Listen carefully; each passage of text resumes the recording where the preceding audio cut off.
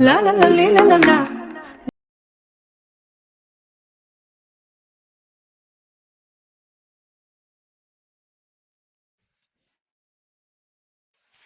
मैं सबसे पहले आज इस 15 अगस्त पे इस विद्यालय के आदरणीय प्रबंधक महोदय, प्रधानाचार्य जी, सम्मानित गुरुजन, प्रिय मेरे भाइयों एवं प्यारी बहनों, नन्हे मुन्ने बच्चों तथा ये सम्मानित आगंतुकगण, मैं आज 15 अगस्त के अवसर पर कुछ कहने जा रहा हूं। जैसा कि भारत सरकार का निर्देश है कि ज्यादा से ज्यादा देश के प्रति और महापुरुषों के जीवन पर प्रकाश डालना है, इसलिए मैं यहाँ जो देखिए, मैं कहना चाहता हूँ कि यदि आपको हक, अधिकार, मान, सम्मान, रोटी, कपड़ा चाहिए तो पढ़ना पड़ेगा। जब तक पढ़ेंगे नहीं तब तक कुछ मिलने वाला नहीं है। मैं नौजवान भाइयों से कहना चाहता हूं, बच्चों से कहना चाहता हूं कि आप शांति का सहयोग दें, मेरी बातों को ध्यान से सुने, क्योंकि आप ही कल के भारत हैं, कल के भारत के भविष्य हैं। आज का युवा जितना जागृत होगा उतना ही कल हमारा भारत और हम लोग का समाज मजबूत होगा। इसलिए नौजवान भाइयों को बातों को ध्यान से सुनना और समझना बहुत जरूरी है। इसमें से जो बच्चे बैठे हैं, कल के DM, collector, SP, IG, DI, दरोगा, एसओसी कमिश्नर है, डॉक्टर, इंजीनियर हैं, विधायक, शासन मंत्री हैं। इसलिए नौजवानों को बातों को ध्यान से सुनना और समझना बहुत जरूरी है। जैसा कि हम सभी लोग जानते हैं कि आज स्वतंत्रता दिवस की 77वीं वर्षगांठ हर्षोल्लास के साथ एक राष्ट्रीय पर्व के रूप में मना रहे हैं। इसी पर्व को मनाने के लिए आज हम सब लोग इस विद्यालय के प्रांगण में एकत्रित हुए हैं। इस कार्यक्रम के अंतर्गत हम पूरे भारतवर्ष के लोग एक सूत्र में बंधने वाले तिरंगे झंडे को सहारा कर उन वीर शहीदों को याद करेंगे, जैसे सुभाष चंद्र बोस, चंद्रशेखर आजाद, भगत सिंह, महात्मा गांधी, मंगल पांडे, खुद्दीराम बोस, वीर अब्दुल हमीद आदि को सच्ची आस्था के साथ श्रद्धा सुमन उनके चरणों में समर्पित करते हैं, जिन्होंने अपना संपूर्ण जीवन इस देश के लिए, इस भारतवर्ष के लिए 25-30 वर्षों तक जीना स्वीकार किए।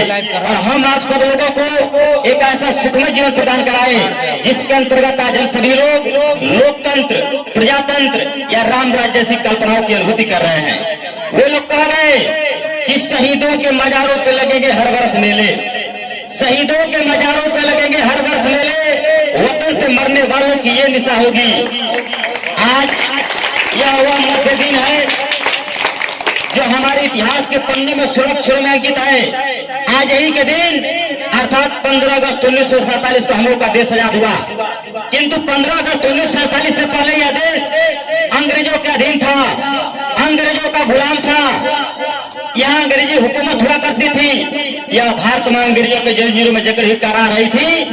तब इस मातृभूमि का सपूत सुभाष चंद्र बोस ने IAS की परीक्षा उत्तीर्ण करने के बाद भी अंग्रेजों की नौकरी स्वीकार नहीं किए। वे कहे कि भारत पर अंग्रेजों का अधिकार नहीं है, वे विदेशी यहाँ क्यों शासन करते हैं। इस चिंता से ग्रस्त होकर नेता सुभाष चंद्र बोस ने बहुत से भारतीयों को अपने पक्ष में कर लिए। नेता सुभाष चंद्र बोस धर्म दल के क्रांतिकारी थे।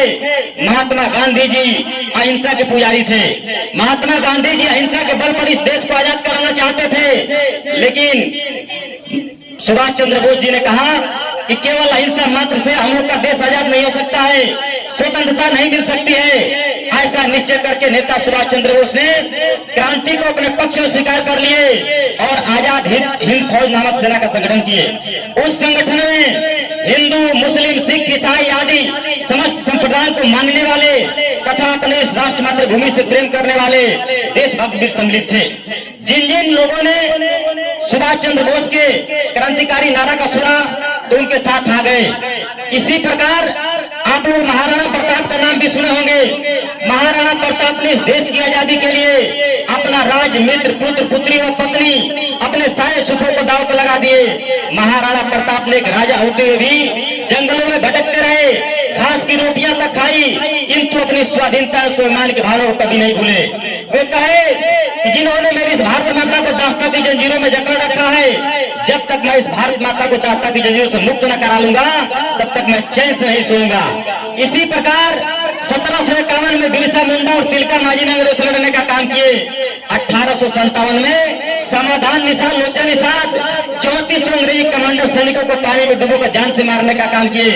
इस देश की अंतिम शासिका थी पुरुष शासिका विक्टोरिया और 578 जातियों के ऊपर द क्रिमिनल टैक्स लगाने का काम किया। इसी प्रकार सबसे पहले दादा झूली बिंद ने लाल किला पे झंडा फहराने का काम किए। इस प्रकार हमारे देश के नौजवानों ने, क्रांतिकारी वीरों ने, देशभक्तों ने बड़े कुर्बान त्याग बलिदान देकर इस देश को आजाद कराने का काम किए, जिससे हम आप सब लोग अंग्रेजी दस्तावेज से मुक्त हो गए, हमारे देश की आजादी मिल गई और हम आप सब लोग आजाद हो गए। तो आओ झुककर सलाम करें उनको जिनके नसीब में मुकाम आया है। आओ झुककर सलाम करें उनको जिनके नसीब में मुकाम आया है। बड़े खुश नसीब थे वो लोग जिनका खून इस वतन के काम आया है।